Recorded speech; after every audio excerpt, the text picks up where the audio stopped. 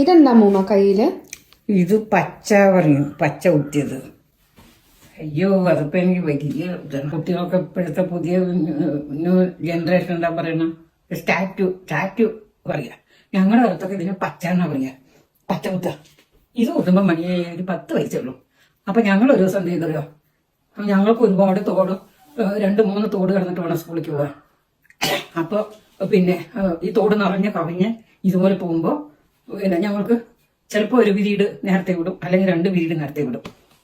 അപ്പൊ അന്ന് 2 പിരീഡ് നേരത്തെ വിട്ടപ്പോ ഞങ്ങള് തോടില്ലാത്ത ഭാഗത്തൂടെ ഒരു പാലത്തുള്ളി പറയും, പാലത്തുള്ളി വഴിക്ക് ഇങ്ങനെ നടന്നു വരികയായിരുന്നു. നല്ല വേറൊരു പെണ്ണ് വരുന്നു. ആ പെണ്ണാണ് പറഞ്ഞത്, കുട്ടികളെ നിങ്ങൾക്ക് കയ്യിലൊരു സാധനം കുത്തിത്തരാം, നിങ്ങൾ മുക്കാല് പറയും, ഒരു മുക്കാല്, ആ ഒരു മുക്കാല് തന്നാൽ മതി.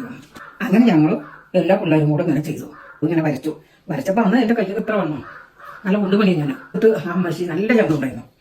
അപ്പൊ അതുവരെ എന്ത് ചെയ്തു, ശരി ഇത് ഇതുപോലെ തന്നെ പതിഞ്ഞു കിടക്കും പറഞ്ഞിട്ട് കുട്ടി ഒരു കാര്യം ചെയ്തോ, അവിടേക്ക് നോക്കിക്കോ, അല്ലെങ്കിൽ കണ്ണടച്ചിരുന്നോ പറഞ്ഞു. അപ്പൊ ഇതെന്താ ചെയ്യാൻ പോണേ എനിക്കറിയില്ല. ഞാൻ വിചാരിച്ചു ഇത് വരച്ചു കഴിഞ്ഞു ഇത്രേ ഉള്ളൂന്ന്.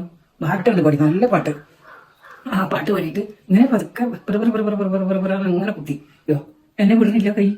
ആ മുഴുവൻ എത്തിയതും എന്നെ അറിയാണ്ട് തുറച്ചു കളഞ്ഞു. ഇങ്ങനെ കുത്തി കൈ കൊണ്ട് തുറച്ചിട്ട് അടുത്ത കുത്ത്. അങ്ങനെ 3ാമത്തെ കുത്തിനെ ഇത് ഇറങ്ങില്ലേ, അതിന്റെ മെടുക്കത്തിന് വേണ്ടിയിട്ട് ഇതൊന്ന് വെറുതെ കുത്തി തന്നു, സൗജന്യം. ഇത് കിളി എന്റെ കുട്ടി പേടിച്ചില്ലല്ലോ. അപ്പൊ ഇതിനോട് കിളി തരാ വെറുതെ പറഞ്ഞു. അപ്പൊ ഞാൻ കിളി പറഞ്ഞ സാധനം ഒട്ടിച്ചു വെക്കുന്ന വിചാരിച്ചു. അത് അതിന്റെ അപ്പുറം കുത്ത്.